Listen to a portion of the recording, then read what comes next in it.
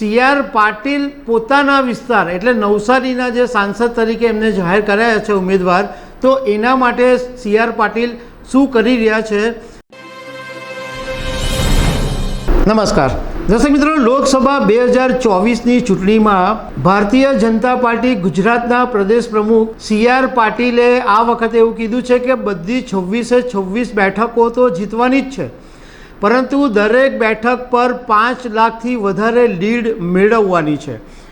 અને અત્યારે બધાને સી.આર. પાટીલ આના માટે તાલીમ પણ આપી રહ્યા છે, બૂથ લેવલની મિટિંગ પણ કરી રહ્યા છે.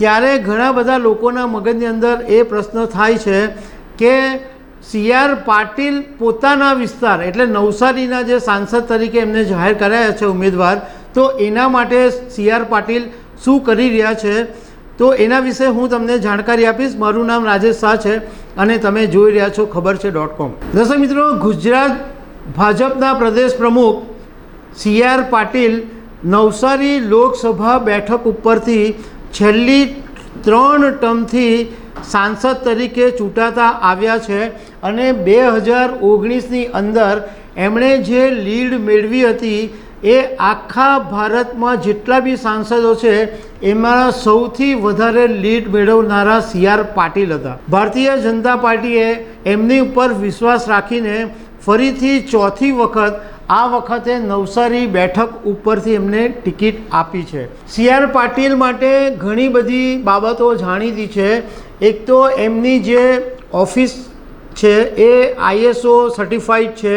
ઇવન એમની ઓફિસમાં એમની જે વર્કિંગ સ્ટાઇલ છે એ પણ બહુ જ ફેમસ છે. ઘણા બધા લોકોને મળે અને દરેક માણસોની એમની ઓફિસમાં રેકોર્ડ હોય અને બર્થડેથી માંડીને બધી બાબતો નોંધાયેલી હોય.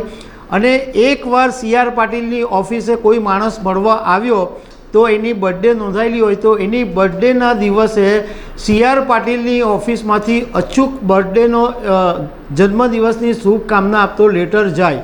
એ ઉપરાંત સી.આર. પાટીલની એક ખાસિયત છે કે નાનામાં નાનો માણસ જો ઓફિસે આવીને આમંત્રણ આપે, ભલે એ કથા હોય કે બર્થડે હોય કે કોઈ નાનકડો કાર્યક્રમ હોય, સી.આર. પાટીલ એમની સમયની અનુકૂળતા મુજબ 5, 10, 20 મિનિટ માટે પણ એ કાર્યક્રમમાં જઈને આવે જ. એ નાનો મોટો એવું કશું જોતા નથી. અને બીજું સી.આર. પાટીલની ખાસિયત એ પણ છે કે ગમે તેટલા વ્યસ્ત હોય પણ તમારો ફોન ઉચકશે. ધારો કે કોઈ સંજોગોમાં તમારો ફોન નહીં બી ઉચકે તો ફરીથી એમનો ફોન આવે ને આવે જ. એ બાબતમાં બહુ પર્ટિક્યુલર છે, લોકોની સાથે હંમેશા વાત કરતા રહે છે. સી.આર. પાટીલ માટે પ્રધાનમંત્રી નરેન્દ્ર મોદીએ 2 વખત ટ્વીટ કરીને વખાણ કરેલા અને બધા સાંસદોને એમ કીધેલું કે તમે સી.આર. પાટીલ પાસે જઈને શીખો કે કેવી રીતના કામ થાય છે. માઇક્રો મેનેજમેન્ટની અંદર પણ સી.આર. પાટીલ એકદમ માસ્ટર માઇન્ડ છે. હવે આ વખતે જ્યારે નવસારી લોકસભા પરથી એમની ઉમેદવારી થવાની છે તો 18મી તારીખે સી.આર. પાટીલ નવસારી ફોર્મ ભરવા જશે અને એમાં તમને રીતસરનું શક્તિ પ્રદર્શન જોવા મળશે. અત્યારથી તડામાર તૈયારીઓ ચાલી રહી છે અને લગભગ 20,000 જેટલી મહિલાઓ પારંપરિક સાડી અને કેસરી સાફો પહેરીને આ ફોર્મ ભરવા જશે ત્યારે જોડાશે.